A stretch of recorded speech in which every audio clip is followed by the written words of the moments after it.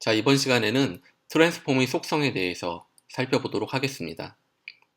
앞에서 말씀드린 내용 기억하십니까? 일반적으로 오디오 외에는 모든 레이어는 트랜스폼 속성을 가집니다. PNG 파일 같은 이미지 파일을 불러왔을 때 트랜스폼 속성을 가지고 있는 것을 우리가 앞에서 확인한 바 있고, 쉐이프 레이어의 경우에는 기본적으로 트랜스폼 속성 외에 컨텐츠라는 속성을 가지고 있는 것도 확인한 바가 있는데요.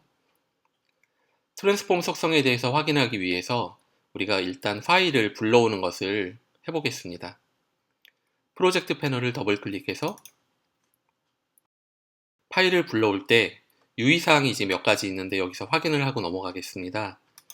PNG 파일이나 JPG 파일 같은 경우에는 레이어가 몇 개로 구성이 되어 있을까요? 그렇습니다. 한 개의 단일 레이어로 구성이 되어 있습니다. 그렇기 때문에 PNG 파일을 불러올 때는 이쪽에 import as, 즉 어떤 형식으로 임포트를 할 것이냐라는 옵션이 선택의 여지가 없이 footage 하나로 됩니다. footage라는 것은 단일 레이어로 불러오겠다는 의미가 됩니다. 그래서 불러오게 되면 우리가 새로운 컴프를 만들어주고 타임라인 패널에 이 PNG 파일을 가져다 주게 되면 이렇게 보시다시피 단일 레이어로 구성이 되어 있는 것을 확인하실 수가 있습니다. 일단 이거는 지워주고요. 반면에 포토샵 파일은 아시다시피 여러 개의 레이어로 구성이 될 수가 있습니다. 그렇기 때문에 이 PSD 파일을 선택했을 때는 임포트 방식이 옵션이 3가지가 주어지게 됩니다. 여기에서 footage로 만약에 선택을 하고 임포트를 하게 되면 포토샵에 있는 여러 개의 레이어가 단일 레이어로 통합이 되게 됩니다. 그래서 이게 의도하는 바가 아닌 경우가 대부분이거든요. 그렇기 때문에 PSD 파일의 레이어를 그대로 유지해서 가져오고 싶다고 하면 Composition, Retain Layer Size 이 옵션을 선택을 하고 불러오게 됩니다.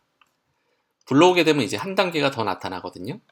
그래서 임포트 종류는 방금 선택했던 Composition, Retain Layer Size고 레이어 옵션이라는 걸 또 선택을 해야 되는데 2가지 옵션이 있습니다. 이 중에 Editable Layer Style 이것을 선택을 하게 되면 기존의 포토샵에서 만들었던 레이어 스타일을 그대로 가져옵니다. 그렇기 때문에 일반적으로 이 옵션을 사용하시면 되겠습니다. 이렇게 가져오게 되면 보시다시피 2개의 오브젝트가 보이는데 기본적으로 PSD 파일은 여러 개의 레이어로 구성이 되어 있기 때문에 이 옆에 아이콘을 보시면 이 형태는 컴프라는 거거든요.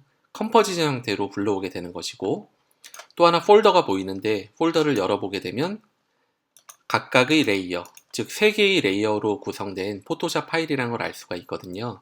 이 각각의 레이어들을 보여주게 됩니다.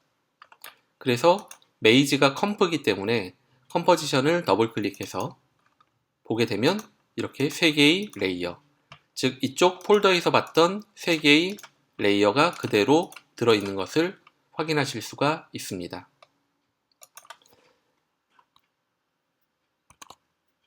컴포지션 세팅에 가서 커맨드 K를 눌렀죠? 배경색을 흰색으로 바꿔주고 진행을 하도록 하겠습니다.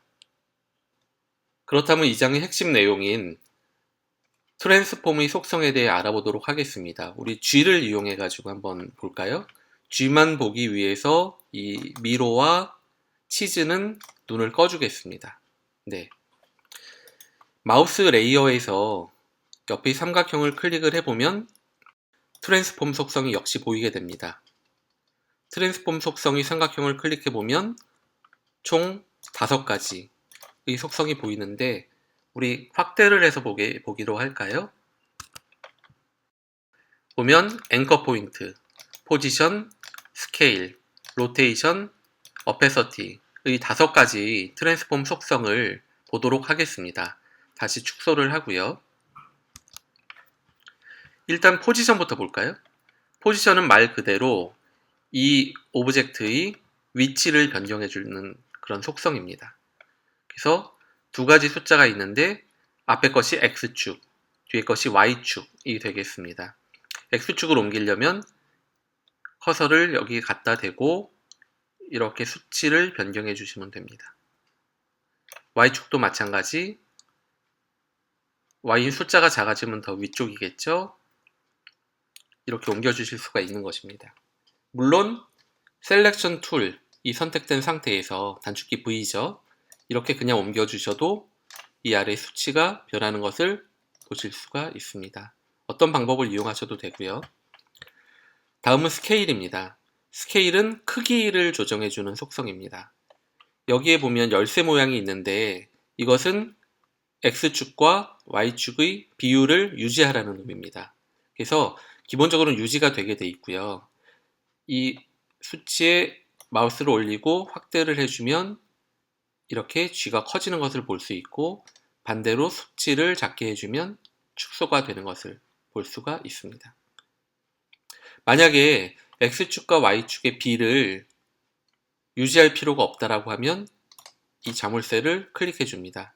이렇게 되면 Y축을 늘려볼까요?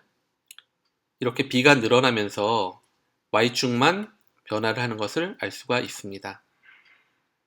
참고로 이 스케일에서는 굳이 3D 지금 설정을 전혀 안 한 상태잖아요. 2D 상태인데 요 스케일을 만약에 마이너스 값으로 하면 어떻게 될까요? Y축을 줄여보겠습니다. 점점 줄다가 0이 되는 순간 이렇게 반대 방향으로 회전을 하게 됩니다. 즉 굳이 3D를 설정하지 않고 스케일만으로도 이렇게 간단하게 3D 유사한 효과를, 아주 간단한 효과를 낼 수는 있다라는 건 참고해 두시면 될 것 같습니다. 다음으로 이제 로테이션인데요. 로테이션은 말 그대로 회전입니다. 이 뒤에 각도를 회전을 시켜주면 시계 방향, 수치를 줄여주면 반시계 방향으로 돌게 되겠고, 이 앞에 수치는 몇 바퀴를 돌까 이거를 설정해 주는 곳입니다. 즉 뒤를 0이라고 해놓고요. 여기에서 만약에 3을 하게 되면 3바퀴를 회전하는 것이 되겠습니다. 지금 여기에서 볼 때는 아무런 변화가 없어요. 왜냐하면 지금 시간의 변화가 없기 때문에.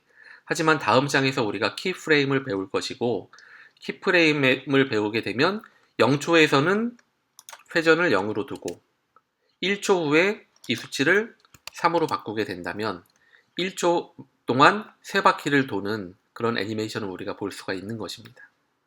만약에 우리가 한 바퀴 반을 돌리고 싶으면 어떻게 할까요? 그러면 여기에 1을 써주고 여기에서 180도라고 써줘도 될 것이고, 그냥 한 바퀴 반이면 1.5니까 여기에서 1.5라고 쓰면 이렇게 1과 180도로 변하게 된다는 것 참고하시기 바라겠습니다. 다음으로 오페서티 같은 경우는 불투명도입니다. 불투명도가 100%라는 것은 그야말로 불투명하다는 거겠죠. 그래서 지금 이 이미지가 있는 그림 그대로 나오는 거고, 우리가 불투명도를 줄여보면, 즉 투명하게 만들면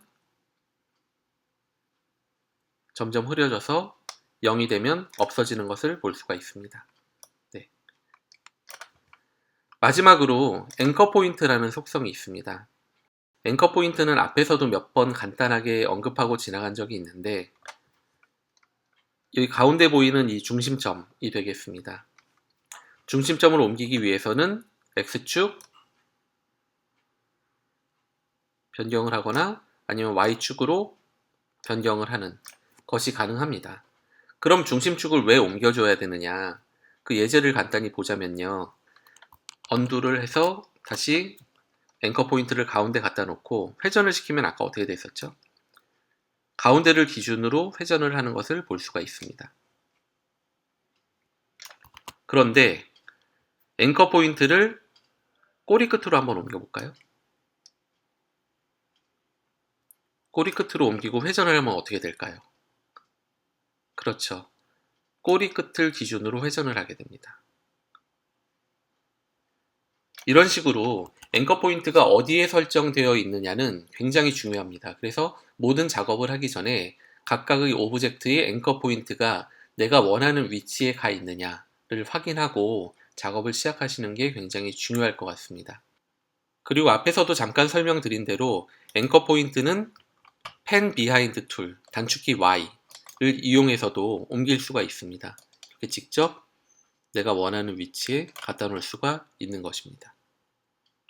그리고 참고로 만약에 우리가 이런 변경한 수치들을 다시 원래대로 돌려주려면 어떻게 해야 될까요?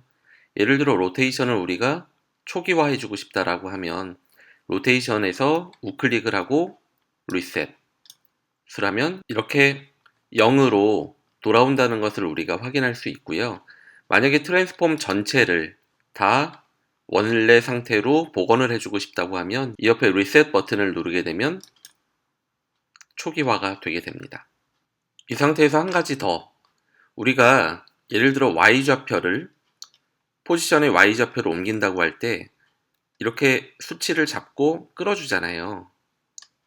그런데 이 수치가 더 천천히 변하게 할 때는 커맨드를 누른 상태에서 또는 윈도우즈에서는 컨트롤을 누른 상태에서 끌면 이렇게 천천히 변하게 됩니다. 그렇다면 반대로 더 빨리 변하게 하기 위해서는 Shift를 누르고 끌어주면 됩니다. 순식간에 없어지죠. 그래서 일반적으로는 그냥 이렇게 수치를 변형하지만 천천히 할 때는 커맨드 또는 컨트롤을 누르고 변경시킨다. 빨리 변경시키고 싶을 때는 Shift를 누르고 변경시킨다. 참고로 하시면 되겠습니다. 네, 이렇게 해서 트랜스폼 5가지 속성을 알아봤는데 앞으로 계속 쓰시게 될 단축키가 있습니다. 이 트랜스폼 속성 5가지는 다 단축키를 가지고 있거든요. 그래서 이거를 닫은 상태에서 앵커 포인트는 A 단축키입니다. A를 누르게 되면 바로 앵커 포인트가 나오게 되고요. 포지션 같은 경우에는 P, 포지션이 나오는 것을 보실 수 있고, 스케일 같은 경우, 그 크기 곁 같은 경우에는 단축키 S, 그리고 로테이션 같은 경우에는 단축키 R. 오페서티만 이제 앞자를 따지 않고 아마도 트랜스페어런시의 그 T 같은데요. T의 단축키를 가집니다.